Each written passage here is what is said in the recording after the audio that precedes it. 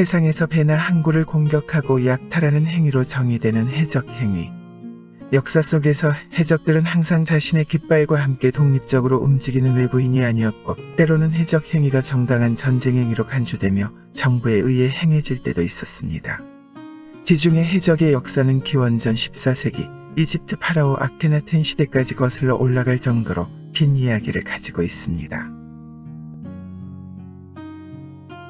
해적 행위의 최초 흔적은 기원전 14세기경 여러 근동지역의 왕국들과 이집트의 통치자들이 주고받았던 서신인 아마르나 문서에서 찾을 수 있습니다. 그중 한 서신에서 이집트 파라오 아케나텐은 알라시아의 왕이 이집트의 해안 도시들을 습격한 누카족을 지원했다고 비난합니다. 알라시아 왕은 자신의 개입을 부인하며 자신 또한 루카족에게 피해를 입었다고 반론합니다. 루카족은 소아시아의 루카 지역을 통제한 부족이었는데 그들은 주기적으로 해적 행위를 했고 바닷사람들이라고 불린 해상연합을 구축했습니다. 바닷사람들은 기원전 1276년부터 1178년 사이에 지중해를 황폐하게 만들었던 다양한 부족과 민족들의 연맹입니다. 그들이 스스로를 뭐라고 불렀는지는 알려지지 않았지만 당시의 기록들은 그들이 해안 도시를 공격하기 위해 바다에서 왔다고 말하고 있습니다. 바닷사람들은 주로 그들과 대립한 이집트 파라오들의 비문에 기록되어 있습니다. 람세스 2세의 신전에는 그들은 한꺼번에 몰려왔고 어떤 땅도 그들의 무기들을 견딜 수 없었다는 기록이 있습니다. 바닷사람들은 그 파괴의 규모로 인해 지중해 최초의 주요 해적 행위로 여겨지지만 그들이 누구이며 어디서 왔는지는 미스터리로 남아 있습니다. 그러나 분명한 것은 그들이 청동기 시대 붕괴, 해적 행위의 증가, 그리고 무역의 감소에 큰 영향을 끼쳤다는 것입니다. 바닷사람들은 기원전 1178년에 람세스 3세에게 패배한 후 역사 기록에서 사라졌지만 그들의 뒤를 따라 해적이 탄생하게 됩니다. 그 후 해적 행위는 노예 무역에 의해 활발해졌으며 해상무역업자들은 해적에게 노예로 팔 시민들의 납치를 의뢰했습니다. 노예 무역은 매우 수익성이 좋은 사업이었습니다.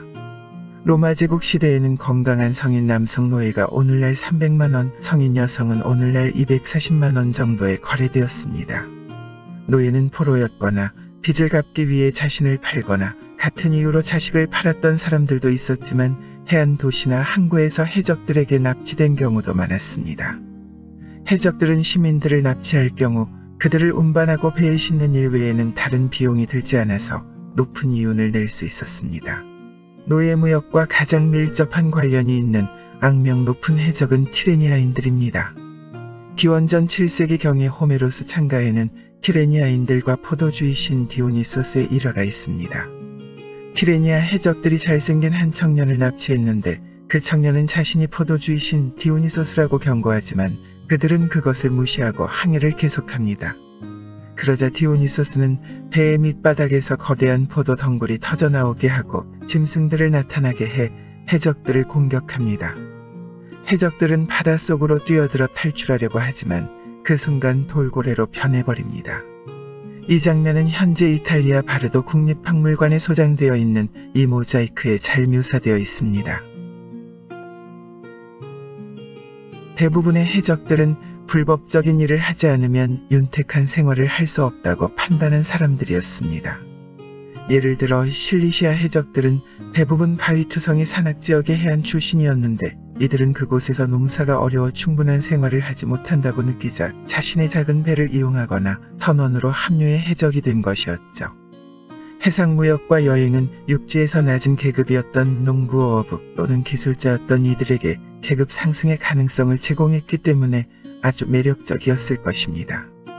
선원들은 서로 전리품을 공유했고 언젠가는 자신의 배와 선원을 살 수 있었을 것이며 적어도 보상이 없는 불리한 지형에서의 노동보다 더 유망한 삶을 기대할 수 있었죠. 게다가 해적 행위는 때때로 선원들이 속한 국가에서 승인하는 한 전쟁 기간 동안에는 허용되는 관행으로 간주되기도 했습니다. 그리스 연설가 데모스테네스에 따르면 기원전 355년 3명의 아테네 대사가 외교 임무를 위해 배를 타고 가던 중 이집트의 무역선을 발견하고 선장에게 배를 돌려 그 배를 추격하도록 지시했다고 합니다. 그 아테네 대사들은 노골적인 해적 행위로 이집트인들의 화물을 빼앗았지만 아테네는 이집트와 전쟁 중이었기 때문에 그들의 해적 행위는 비난받지 않았습니다.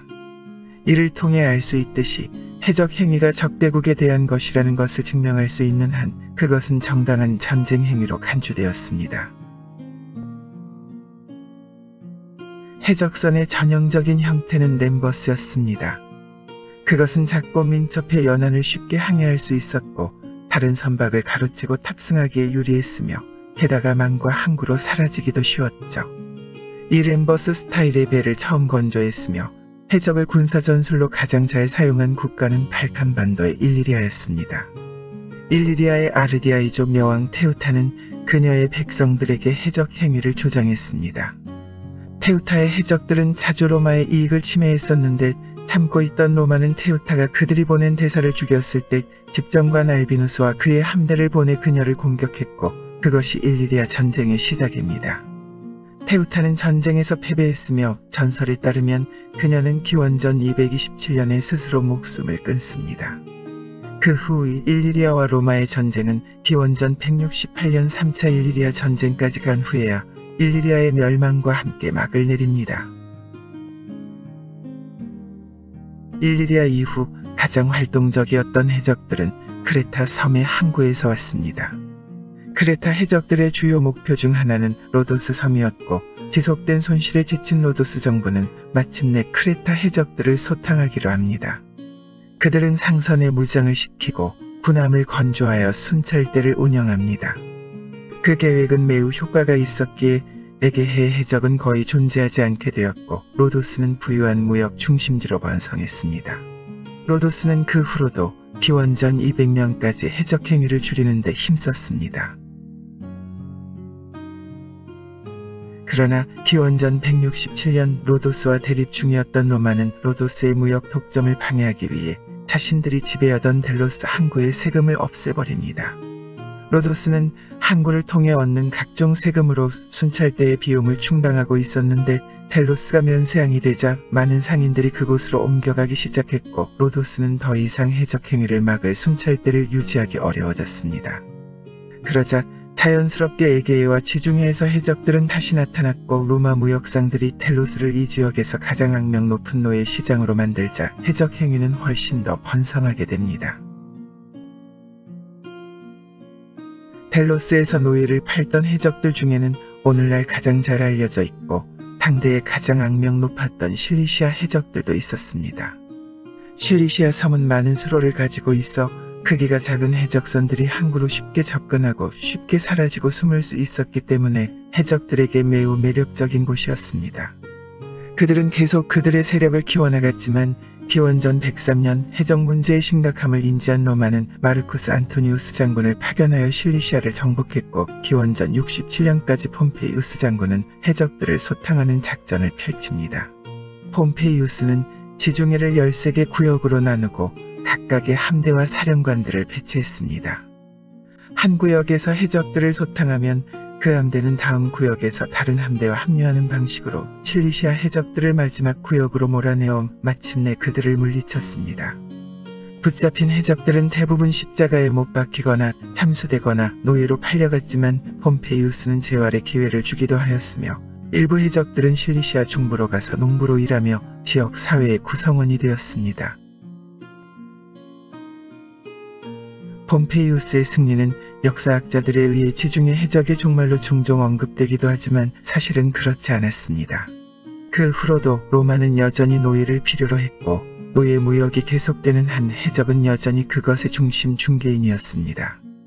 기원전 31년에 로마의 장군 아우구스투스 카이사르가 로마 최초의 황제가 되면서 로마는 공화국에서 제국으로 변했고 더 많은 노예가 필요했습니다.